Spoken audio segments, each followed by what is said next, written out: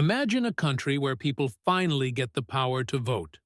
A democracy is born, led by a man who stands up to powerful empires and fights for his nation's future.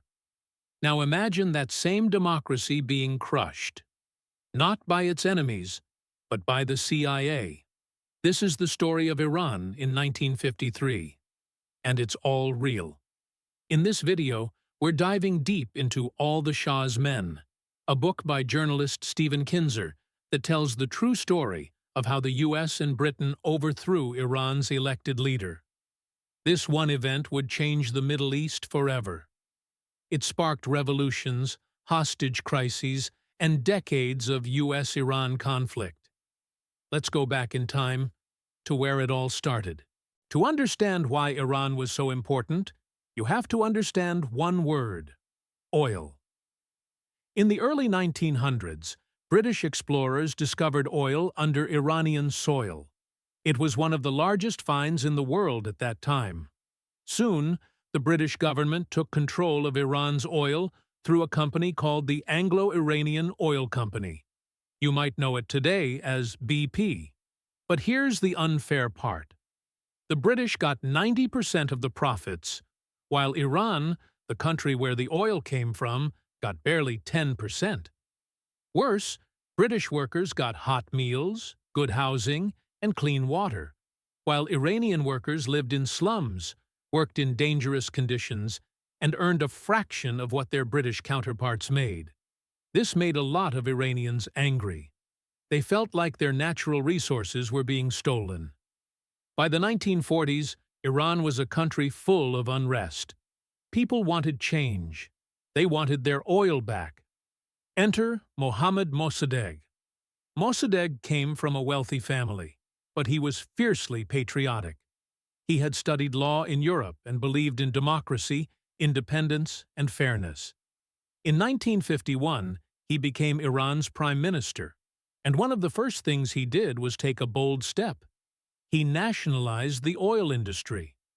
That means Iran would take back control of its oil from the British. The Iranian people celebrated. Mossadegh became a national hero. But across the ocean, in London and Washington, alarm bells went off. Mohammad Mossadegh had done something historic. He stood up to a world empire and said, "Iran will no longer be robbed of its oil." For the Iranian people, this was a proud moment. For the British government, it was a nightmare. Britain had built its global power, its navy, its industries, its economy, on cheap Iranian oil. Losing that oil wasn't just inconvenient, it was a crisis. So the British struck back hard. They launched a full economic blockade against Iran. They shut down oil exports, froze Iranian bank accounts in London, and told other countries not to touch Iranian crude. They even pulled all their technicians out of the oil fields, hoping Mossadegh's plan would fail without foreign help. Iran's economy began to suffer. Gasoline became scarce. Inflation soared. Jobs disappeared. But the Iranian people didn't blame Mossadegh. They blamed the British. Despite the hardships, Mossadegh's popularity remained strong.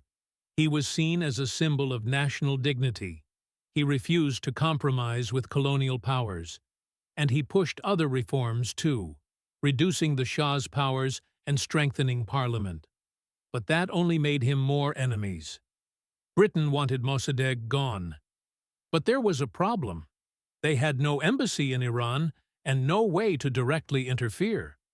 So they turned to the United States. At first, American leaders said no. President Harry Truman actually admired Mossadegh.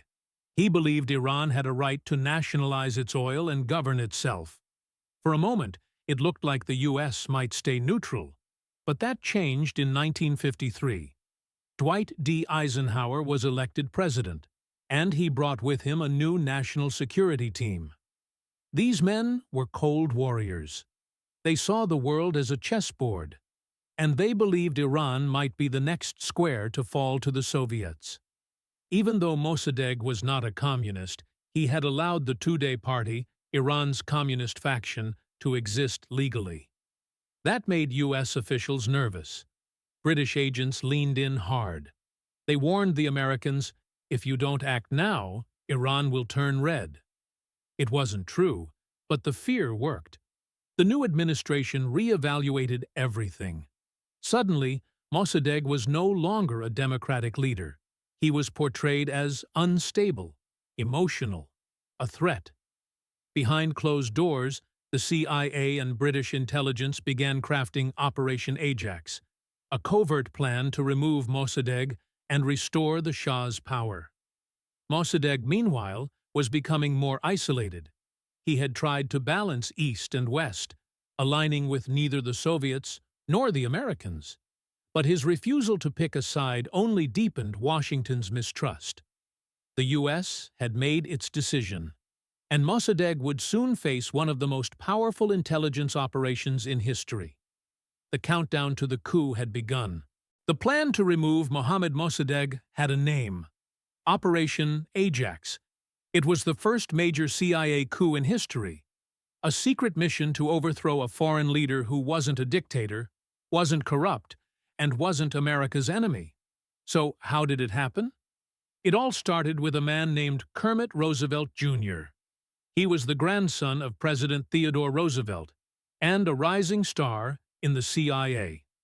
In the summer of 1953, he flew into Tehran under a fake name. His suitcase was full of cash. His mission: to take down Mossadegh's government from the inside, without anyone knowing the U.S. was involved. Operation Ajax didn't use tanks or fighter jets. It used propaganda, bribes, fear, and chaos. Here's how it worked. The CIA paid Iranian newspaper editors to publish lies, stories claiming Mossadegh was working with the Soviets, that he was mentally unstable, and that he wanted to destroy Islam. They also bribed street gangs and political thugs to start riots.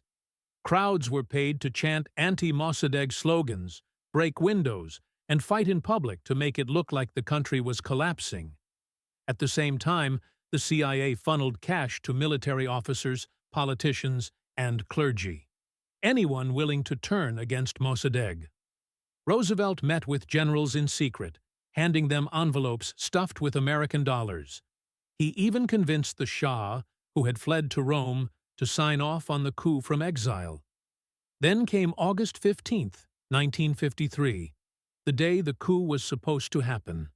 It failed.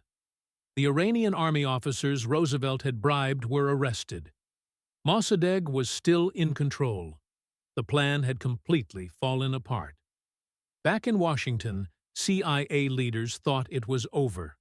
They considered pulling Roosevelt out and calling it a loss. But Roosevelt stayed. He made one more push. With more money and more planning, he sparked a second wave of riots, this time larger, louder, and better organized. Crowds stormed government buildings. Gunfire broke out in the streets. Mobs tore down Mossadegh's statues. On August 19th, the tide turned. Loyal army officers, many of whom had been secretly paid by the CIA, joined the uprising. Tanks rolled through Tehran. Mossadegh's home was bombed. He was forced to surrender. And just like that, Iran's democracy was gone. The Shah returned days later, this time with full U.S. support. He was welcomed as a hero by newspapers and world leaders. But in reality, he was now ruling a country where the people had lost their voice. Mossadegh was arrested, tried for treason, and sentenced to house arrest for the rest of his life. He never saw public office again. Operation Ajax was a success for the CIA. It became a model for future coups around the world. But in Iran, it was remembered as a national betrayal. The people had chosen their leader, and a foreign power had taken him away. After the coup, Iran didn't return to democracy.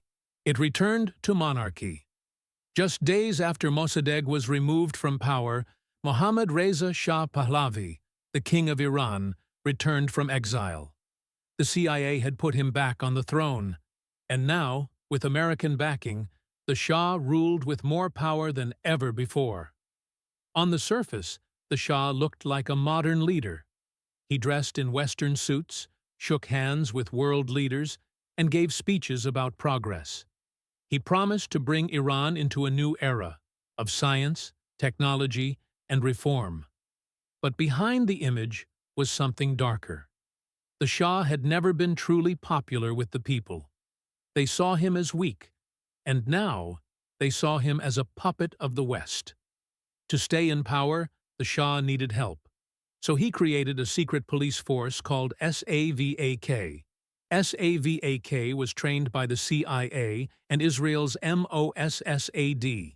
It spied on citizens, raided homes, and arrested anyone who spoke out. People disappeared. Newspapers were censored. Political parties were shut down. Over time, Iran became one of the most repressive regimes in the region. But the U.S. didn't seem to mind. To Washington, the Shah was a valuable ally. He sold oil to the West. He bought American weapons. And he promised to keep communism out of the Middle East. So the U.S. sent him money and praise. In American media, the Shah was called modern, strong, and a partner in peace. But the truth inside Iran was very different. While the Shah held lavish parties and traveled the world, many Iranians lived in poverty. The wealth from oil wasn't helping the people. It was going to the elite, royal families, foreign corporations, and military generals. The Shah also began to reshape Iranian culture. He tried to westernize the country quickly, changing dress codes, rewriting textbooks, and removing religious influence from schools and courts. To many conservative Iranians, this felt like an attack on their identity. Over time, a powerful resistance began to grow. It wasn't just about politics. It was about national pride, faith, and memory. The people remembered Mossadegh. They remembered how their democracy had been stolen, and they knew who had helped take it. Underneath the surface, Iran was boiling. Protests began in secret. Religious leaders spoke in whispers. A new generation was learning the truth. The Shah may have returned in victory, but his rule had planted the seeds of something far more explosive. That explosion would come decades later. And when it did, it would shake the world. The Shah had power. He had money, weapons, and support from the world's most powerful country. But what he didn't have was the people. For years, resentment in Iran had been building. People were tired of being silenced, tired of being watched, tired of living under a ruler who seemed to care more about the West than about them. The economy wasn't helping either. Oil wealth was pouring into Iran, but most of it went to the royal family, big corporations, and a small group of elites. Meanwhile, ordinary Iranians were struggling with high prices, unemployment, and rising inequality. And beneath the surface, something powerful was growing, a revolution. It wasn't just political. It was emotional. It was cultural. It was spiritual. Many Iranians felt like their history, their faith, and their identity were being erased. Western clothes, Western rules, Western values, all pushed on them by a king backed by foreign powers.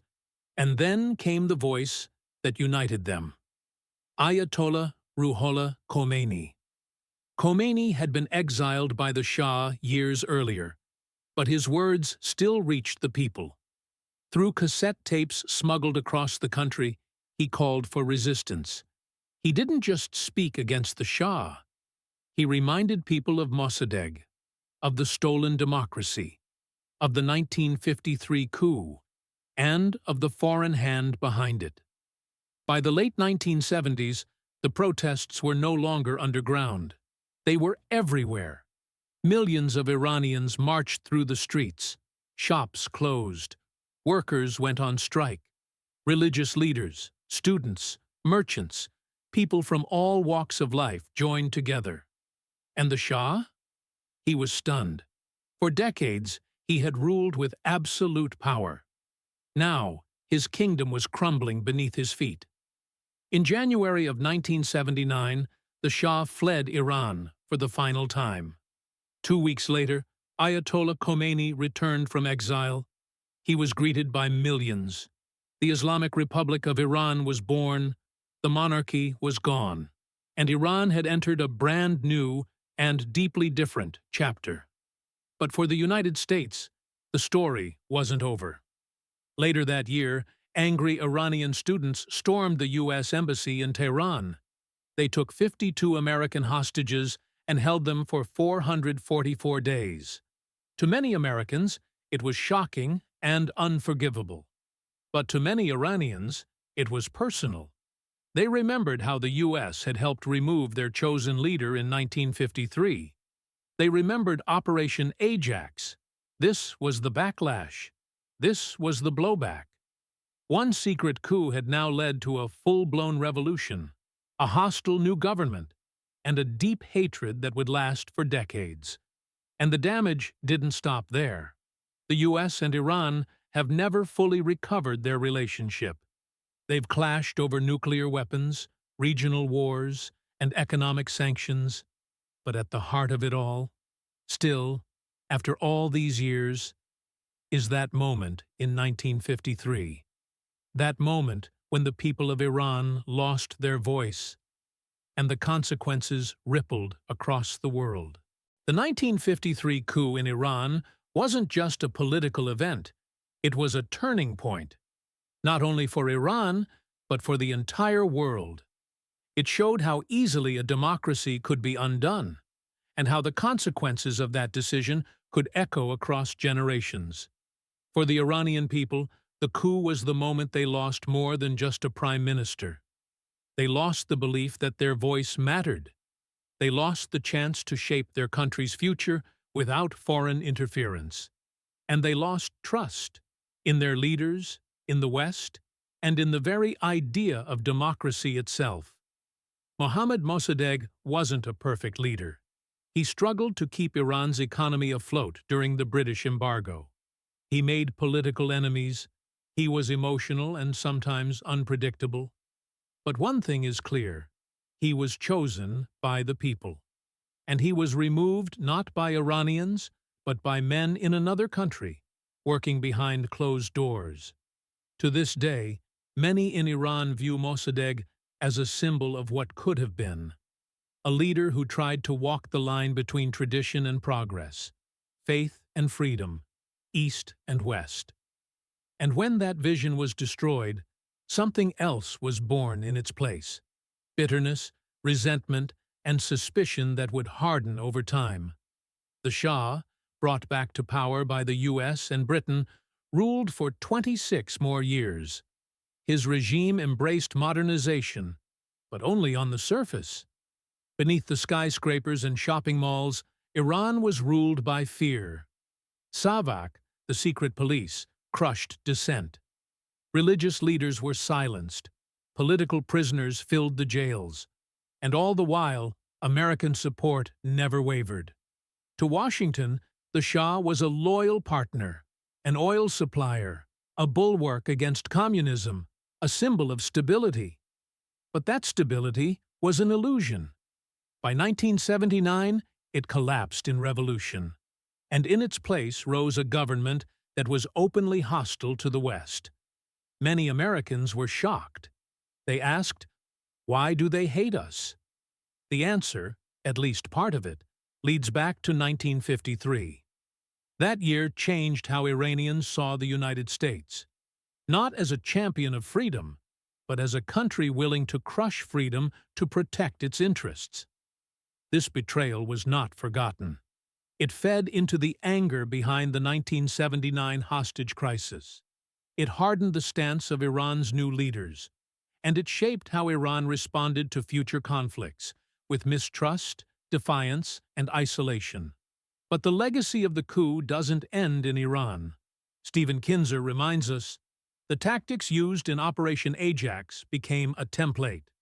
The CIA would go on to repeat this playbook around the world. In Guatemala, Chile, Congo, and beyond, Leaders were overthrown not because they were dangerous, but because they challenged Western economic or political control. And in each case, the result was the same: short-term control, long-term chaos, and people left behind to pick up the pieces. For the United States, the 1953 coup was the beginning of a new kind of power. Power without accountability. Power hidden behind newspapers, briefcases, and strategic interests. But it also left behind something else: a warning. Democracy is not invincible. It can be broken quietly, with no tanks or bombs, just fear, just money, just silence. The story of Mossadegh and Operation Ajax reminds us that foreign policy isn't just strategy, it's people. And the choices we make, especially in secret, don't disappear. They shape the future, far beyond what we can see. The U.S.-Iran relationship today still lives in the shadow of that coup. And until that history is fully faced, true trust may never be rebuilt. History does not stay buried. And in Iran, 1953 is still alive.